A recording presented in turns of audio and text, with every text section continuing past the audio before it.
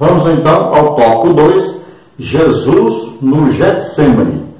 Depois que Jesus instituiu a ceia do Senhor, ele seguiu com seus discípulos para o jardim de Getsêmani. Em oração, o Senhor Jesus rogou ao Pai 3 vezes para que passasse dele esse cálice. Aqui é bom esclarecer que Jesus com seus discípulos realizou 2 refeições diferentes. Primeiro, ele celebrou a Páscoa judaica, em comemoração à saída do povo de Israel do Egito. Quando terminaram de comer a Páscoa, Jesus agora vai instituir, esta era a última Páscoa. Por quê? Porque o cumprimento da Páscoa é Jesus. Então, Jesus chegou, agora que está comemorando a primeira Santa Ceia. Ele institui agora. Olha, Páscoa acabou, agora é Santa Ceia. Então agora está começando a Santa Ceia. Então não tem nada a ver crente comemorar Páscoa.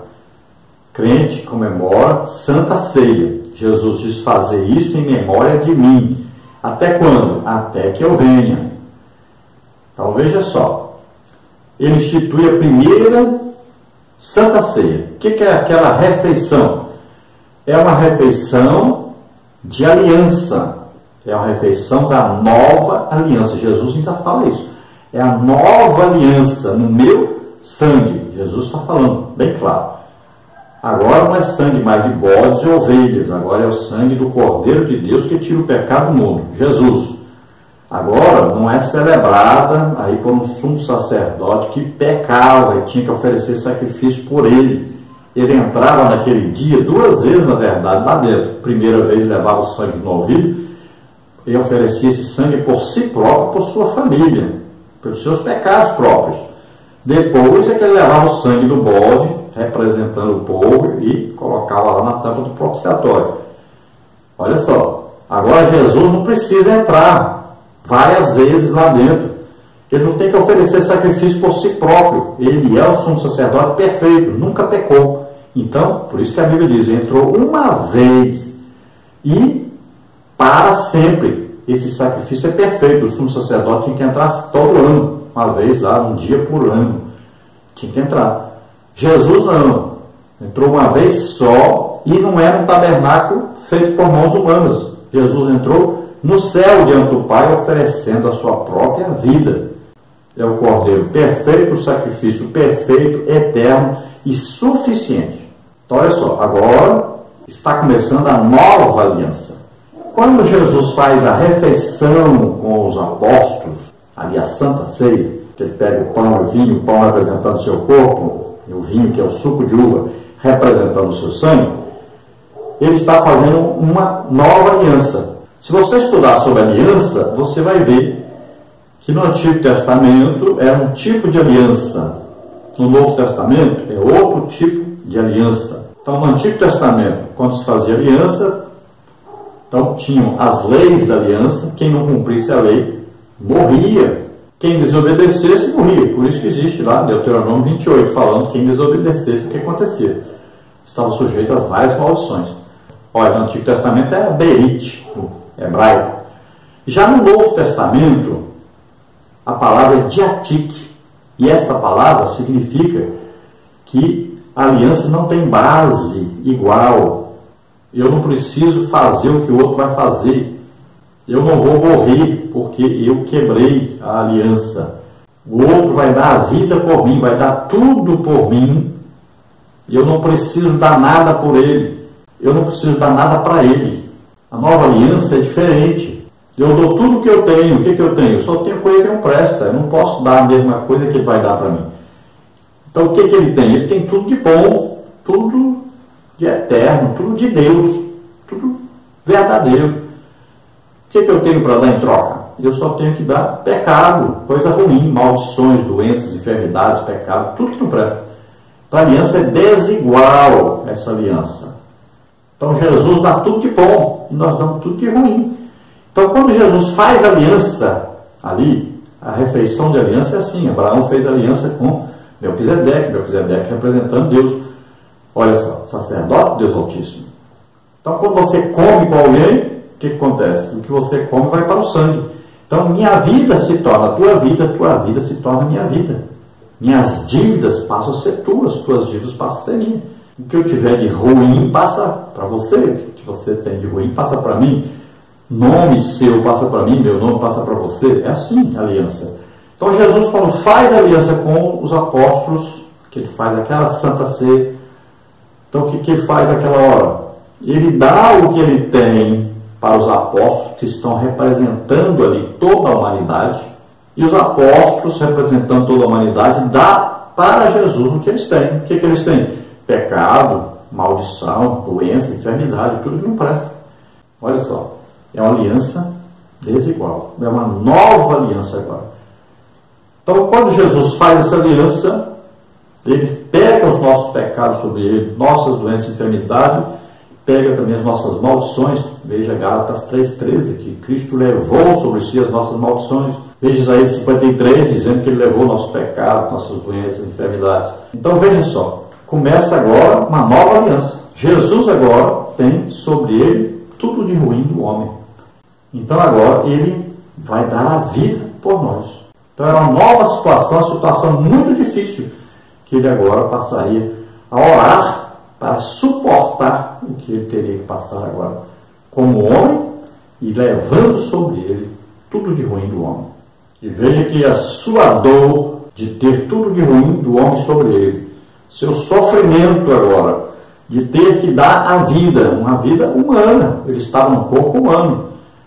Qual ser humano quer morrer? Nenhum.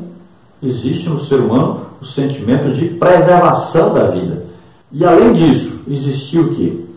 A ligação espiritual. Jesus é Deus. E ele teria que morrer as nossas mortes. Então essa morte física é o corpo. A morte da alma, a alma que pecar, esta morrerá. Espiritual, que é o desligamento de Deus. Olha só. Veja que coisa tremenda. Jesus teria que passar por tudo isso por nós. Aí você fala, mas Jesus fez isso? É evidente que fez. A morte física é fácil de explicar. Morte, morreu na cruz. A alma que pecar, esta morrerá. Ele diz o quê? Pai, por que me desamparaste? Naquela hora estava havendo um desligamento. Tanto é que Jesus sustenta toda a terra. Houve o quê? Terremoto, trevas, tudo. Se continua, se acabava tudo. É uma coisa muito interessante estudar. Estude sobre isso. Então, Jesus passou por essas mortes por nós. Ele foi ao lugar que nós tínhamos que ir. Foi ao inferno, em nosso lugar. Mas lá ele foi declarado que justo, foi justificado em espírito. Ele nunca pecou, ele estava lá, mas ele nunca pecou. Ele levou os nossos pecados sobre ele. Então ele é declarado justo. Então ele vence a morte, o inferno, Satanás. Né? Ali agora ele pega o quê? O domínio sobre tudo. Porque ele ressuscita, ele vence a morte, vence Satanás, vence o pecado. Viveu na terra, foi o único homem que nasceu na terra e nunca pecou. Então, quando ele ressuscita, quando ele aparece aos discípulos, o que ele diz? Todo o poder lhe foi dado no céu e na terra. Olha só. O homem se vendia a Satanás, era escravo de Satanás. E Jesus nos compra para Deus. Seu sangue foi o preço pago. Então nós vamos ver que Jesus ora e gotas de sangue saem devido ao esforço, ao sofrimento que estava passando, devido à oração que ele fez de intercessão por nós. Ele tinha que suportar essa hora de qualquer maneira para nos salvar. Não tinha como nos salvar de outra maneira. Imagine separar-se por um milésimo de segundo do Pai. Então o sofrimento foi terrível. E tudo isso por nós, para nos salvar. Nós, pecadores, Deus prova o seu amor para conosco em que Cristo Jesus deu a vida por nós, sendo nós ainda pecadores. Então, subtópico 1 aí, Getsemane, subtópico 2, angústia de Jesus, subtópico 3, o cálice. Subtópico 1, Getsemane. O lugar é assim identificado em Mateus, versículo 36, Marcos 14, 32. Lucas se refere ao local como aquele lugar, 22, 40. E João registrou o outro lado do ribeiro do Cedron, onde havia um jardim, 18.1, Nova Almeida atualizada. O nome Getsemane vem de um termo aramaico que parece significar prensa de azeite. era uma área localizada no sopé do Monte das Oliveiras, onde o Senhor Jesus costumava se reunir com os discípulos e para onde se retirou na noite em que foi preso. Lucas 22:39, João 18:2. Então, Getsêmani aí o significado prensa de azeite. Olha, Jesus ali estava como se fosse o quê? Uma azeitona sendo pressionada para sair azeite. Então Jesus sentiu ali, ele orou, gotas de sangue foram derramadas. Então a oração tão terrível que tinha que ser para suportar tudo aquilo por nós. Seria como se ele estivesse sendo pressionado, né? E olha que quando sai azeite. Azeite é símbolo do Espírito Santo. Então Jesus orava intensamente. Para quê? Para que pudesse ter a ajuda do Espírito Santo para suportar tudo aquilo. Subtópico 2 é a angústia de Jesus. O Senhor Jesus, durante todo o tempo do seu ministério, encarava a sua morte de maneira serena. Mateus 16:21, 17:22, 23, 20, 17, 19, 26, 1 e 2. E passagens paralelas em Marcos e Lucas. Alguns estudiosos do Novo Testamento se perguntam por que só agora começou a entristecer-se e angustiar-se muito. Versículo 37. A ponto de dizer: a minha alma está cheia de tristeza até a morte. Versículo 38. O seu pavor não era a morte, mas o ser separado do Pai ao assumir os pecados de toda a humanidade na cruz. 2 Coríntios 5:21. Pois ele já estava decidido quanto a isso. Marcos 10, 33 e 34. E tinha consciência de que a sua morte era a vontade do Pai. João 12, 27. Esse era o momento mais crucial para a humanidade, pois estava em jogo a salvação dos pecadores. Então veja só que Jesus já sabia o que tinha que fazer, ele decidiu fazer. Então quando ele orava, neste momento, que ele vê o que? Ele tem sobre ele os pecados da humanidade. Então agora ele precisa tomar a decisão que ele já tomou. Mas como homem, era difícil demais. Como Deus, era fácil. Qual que ele escolhe? Todos nós temos em nossa vida muitas vezes que tomar a decisão. Nós vamos seguir o quê? A vontade humana? Vamos usar a solução humana?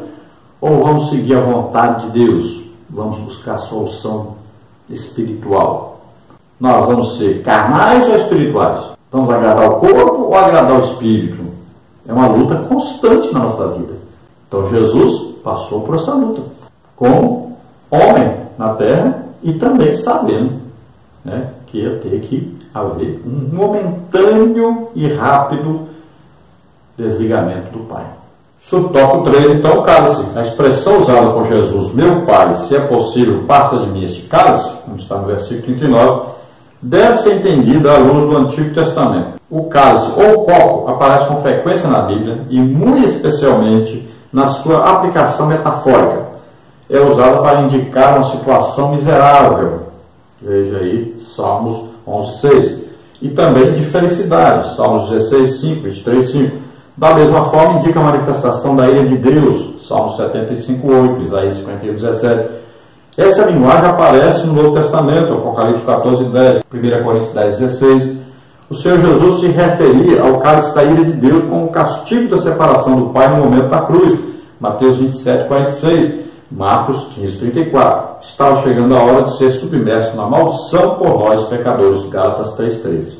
Então, como já explicamos, Jesus tomou sobre ele os nossos pecados, maldições, doenças, enfermidades. E agora, o que existe sobre ele? A condenação, o juízo de Deus. Por quê?